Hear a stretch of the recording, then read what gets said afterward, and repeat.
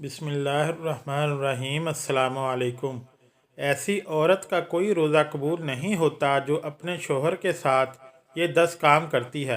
रसूल अकरम सल्लल्लाहु अलैहि वसल्लम ने ये बात भी बयान की थी, जो औरत जवान हो जाए जब तक सर पर दुपट्टा नहीं है इसकी नमाज नहीं होती।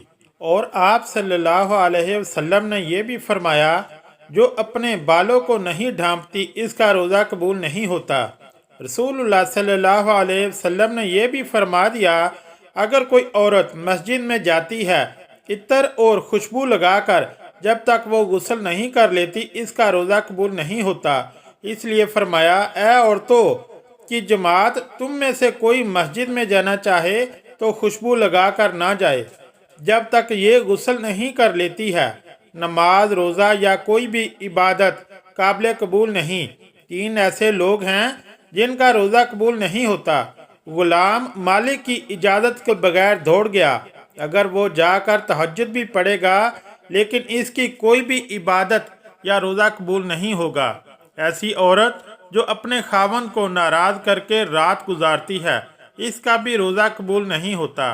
और ऐसा इंसान जो लोगों को नमाज तो पढ़ाता है लेकिन लोग इसकी इमामत पर खुश नहीं हैं, पसंद नहीं करते। शर्त यह है कि कोई शरई सबब हो, वैसे मिजाज की बात ना हो।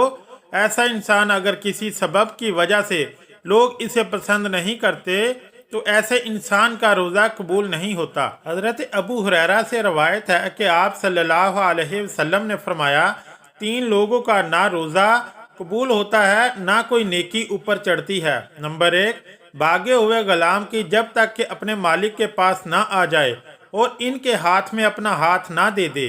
2, ऐसी औरत जिससे इसका शोहर नाराज हो। 3, और मस्त शराबी का जब तक शराब का असर ख़त्म ना हो जाए। इस हदीस के फ़ायदे में लिखते हैं, मर्द औरत पर निगरान है और औरत इसके मातहत है। खुदा के बाद औरत के लिए शोहर ही है। वालिदैन का हक पर शोहर का हक गालिब हो गया। अगर मज़हब में किसी को सजदा करना जायज़ होता तो शोहर को सजदा करे। हदीस नबवी तुम में है, औरत के लिए इसका शोहर जन्नत या जहन्नम है, क्योंकि इसके हक को अदा करके जन्नत पा सकती है। जिसका इतना बड़ा हक हो, भला इसे कैसे नाराज रखा जाए।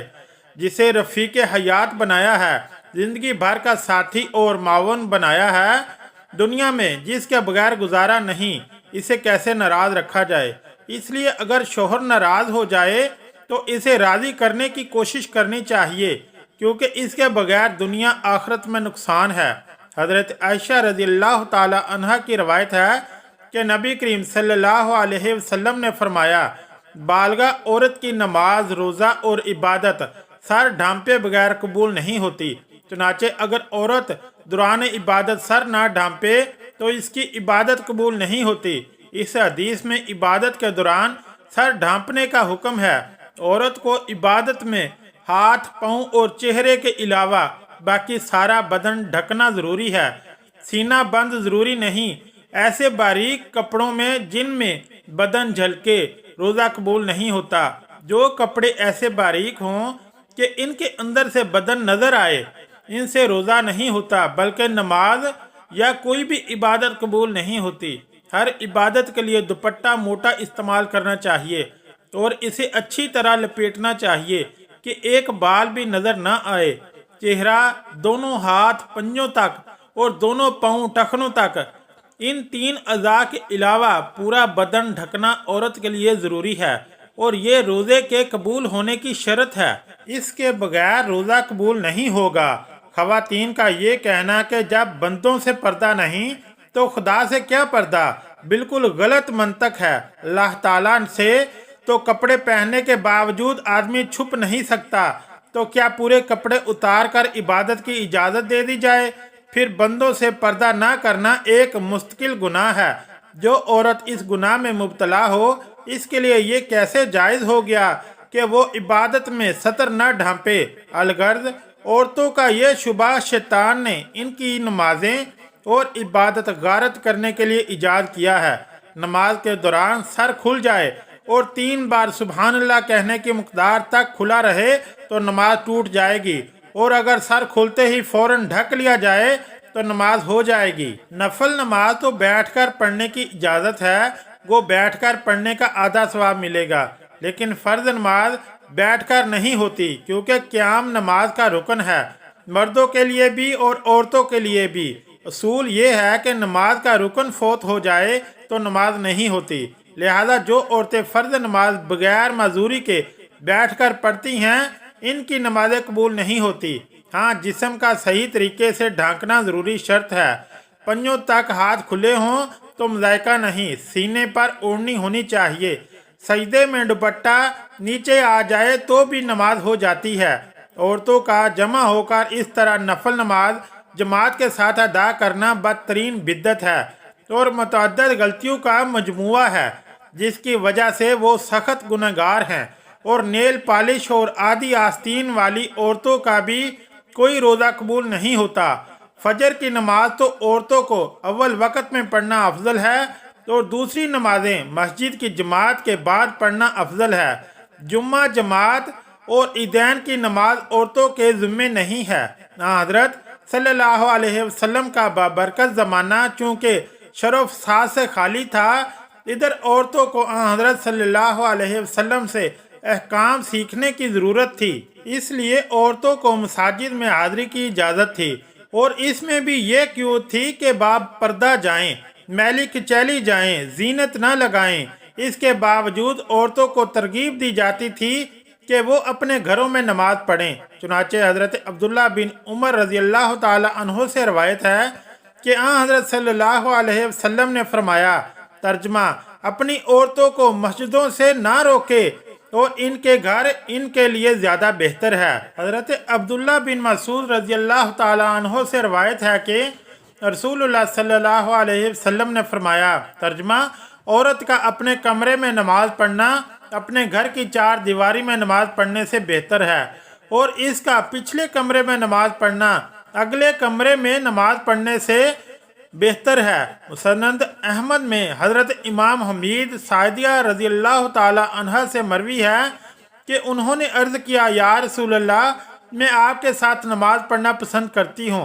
आप सल्लल्लाहु अलैहि वसल्लम ने फरमाया, मुझे मालूम है कि तुमको मेरे साथ नमाज पढ़ना महबूब है, मगर तुम्हारा अपने घर के कमरे में नमाज पढ़ना घर के सेहन में नमाज पढ़ने से, घर के इहाते में नमाज पढ़ने से बेहतर है, और इहाते में नमाज पढ़ना अपने मोहल्ले की मस्जिद में नमाज पढ़ने से बेहतर है, और अपने मोहल्ले की मस्जिद में नमाज पढ़ना मेरी मस्जिद में मेरे साथ नमाज पढ़ने से बेहतर है। रावी कहते हैं कि हज़रत उम्मे हमीद रज़ी अल्लाह ताला अन्हा ने ये इरशाद सुनकर अपने घर के लोगों को हुक्म दिया कि घर के सबसे दूर और तारीक तरीन कोने में इनके लिए नमाज की जगह बना दी जाए। चुनाचे इनकी हदायत के मुताबिक जगह बना दी गई। वो इस जगह नमाज पढ़ा करती थीं, यहाँ तक कि अल्लाह ताला से जा मिली। ये तो हज़रत सल्लल्लाहु अलैहि वसल्लम के दौर सादत की बात थी, लेकिन बाद में जब औरतों ने इन क्यूद में कोताही शुरू कर दी, जिनके साथ इनको मसाजिद में जाने की इजाज़त दी गई, तो फुकाए उम्मत ने इनके जाने को मकरूह करार दे दिया। उम्मुल मोमिनीन हज़रत आयशा सदीक़ा रज़ी अल्लाह ताला अन्हा का इरशाद है, तर्जमा, औरतों ने जो नई रविश इख्तरा कर ली है, अगर रसूलुल्लाह सल्लल्लाहु अलैहि वसल्लम इसको देख लेते तो औरतों को मस्जिद से रोक देते, जिस तरह बनु इसराइल की औरतों को रोक दिया गया था। हज़रत उम्मुल मोमिनीन रज़ी अल्लाह ताला अन्हा का ये इरशाद इनके ज़माने की औरतों के बारे में है। इससे अंदाज़ा किया जा सकता है कि हमारे ज़माने की औरतों का क्या हाल होगा।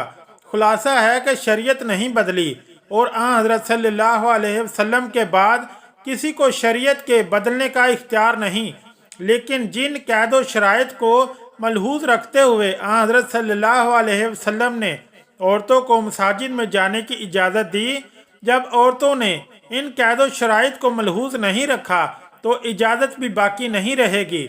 इस बिना पर फुकाए उम्मत ने, जो दर हकीकत हुक्माए उम्मत हैं, औरतों की मसाजिद में हाज़िरी को मकरूह करार दिया। गोया ये चीज़ अपनी असल के इतबार से जायज़ है, मगर किसी आर्ज़े की वजह से ममनू हो गई है। अगर वीडियो अच्छी लगी तो चैनल को लाइक और सब्सक्राइब ज़रूर करें। شکریہ، اللہ حافظ۔